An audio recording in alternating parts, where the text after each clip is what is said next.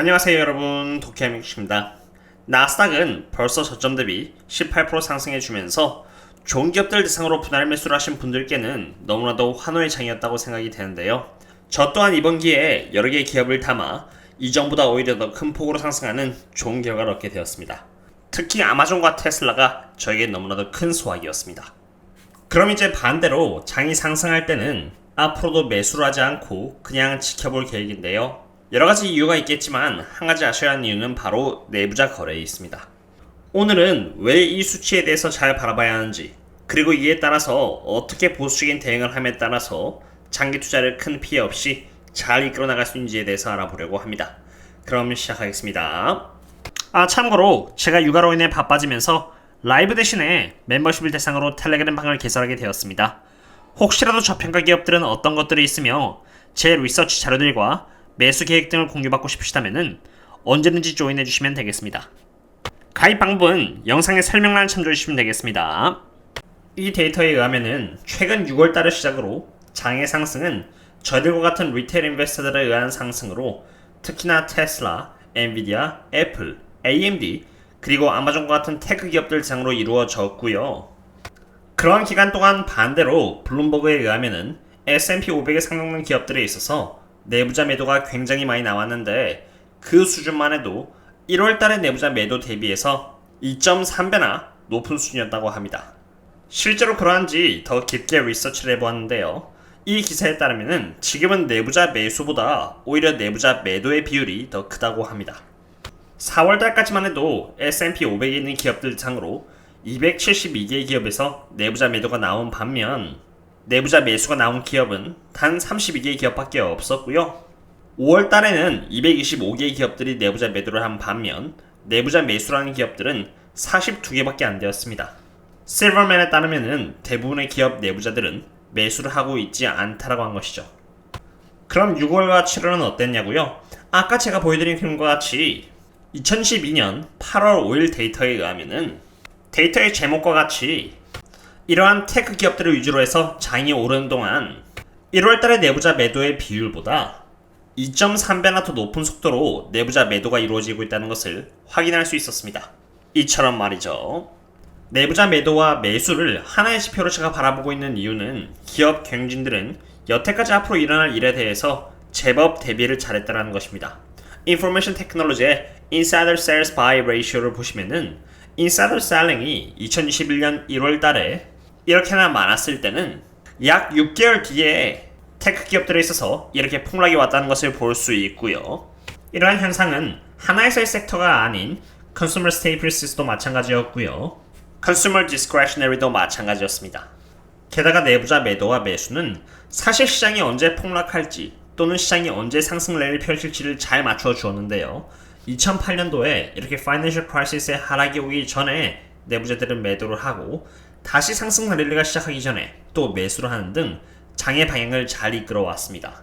2012년 이렇게 베어 마켓이 시작하기 전에 미리 다 팔았던 것처럼 말이죠. 실제로 빅테크들의 CEO들은 2012년에 시작하기 전 총 69빌리언 달러에 달하는 양의 주식을 매도했습니다. 일론 머스크가 10빌리언 달러치 주식을 팔고 난 다음에 얼마 지나지 않아 테슬라 주식은 하락했고 600달러까지도 갔었죠.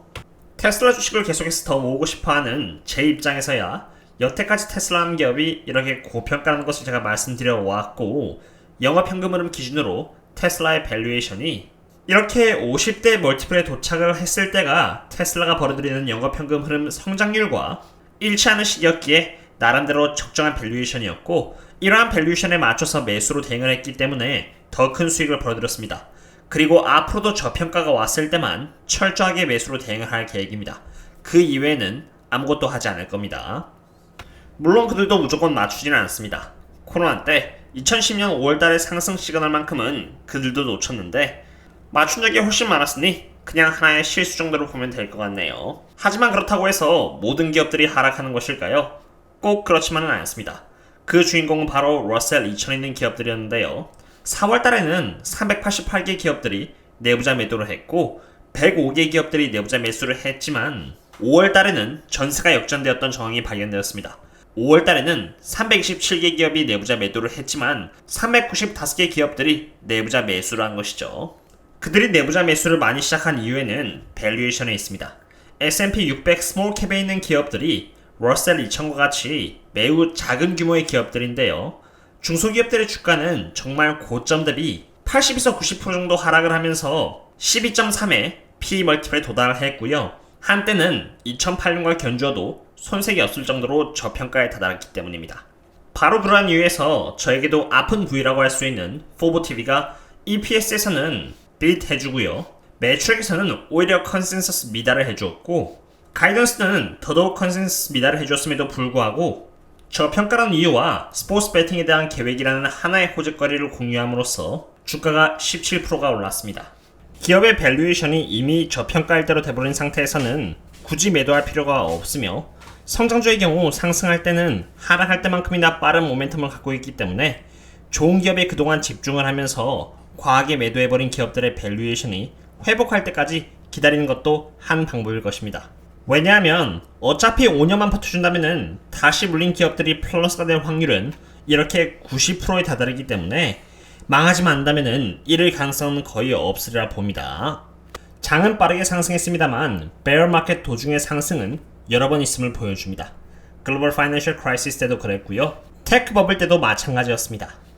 지금도 이렇게 상승을 보여주고 있는 상태인데 이것이 상승 랠리로 돌아와 줄지 아니면 다시 베어 마켓으로 돌아갈지는 모르겠지만 S&P 500 기업을 대상으로는 여전히 저평가 위치는 아니며 주가가 이렇게 상승하는 동안 내부자 매수 비율은 들어와주고 있지 않다는 것을 봤을 때 상승장일 때는 상승장을 그저 즐기되 오로지 저평가 기업을 대상으로만 또는 원유 기업을 대상으로 매수를 하여 앞으로의 하락장의 준비를 할 것 같습니다. 참고로 WTI의 가격이 드디어 $90 아래로 떨어지면서 많은 원유 기업들 대상으로 주가 하락이 일어나는데요.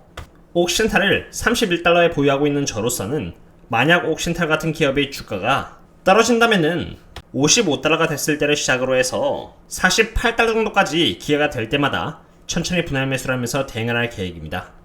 참고로 옥신탈뿐만이 아니라 대부분의 원유 기업들을 트래킹하고 있는 ETF XLE 또한 동일한 시나리오인데요.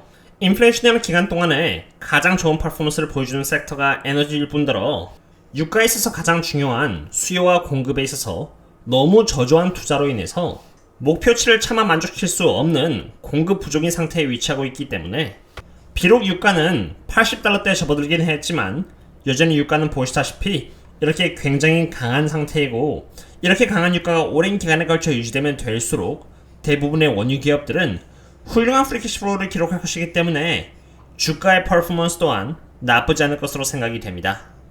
바로 그러한 이유에서 저는 앞으로의 상승장에 있어서 대부분의 리테일 인버스터들과는 달리 매수를 하지 않고 그냥 상승장을 즐기면서 바라보기만 할 것 같고요. 혹시라도 올 수 있는 하락장에 대비를 하면서 천천히 원유 관련 기업들을 대상으로 배당을 늘려가면서 대비를 할 것 같습니다. 오늘의 분석은 여기까지 하도록 하겠고요. 그럼 다음에 또 다른 분석과 함께 샤뵙도록 하겠습니다. 그럼 다음에 또 만나요. See you later.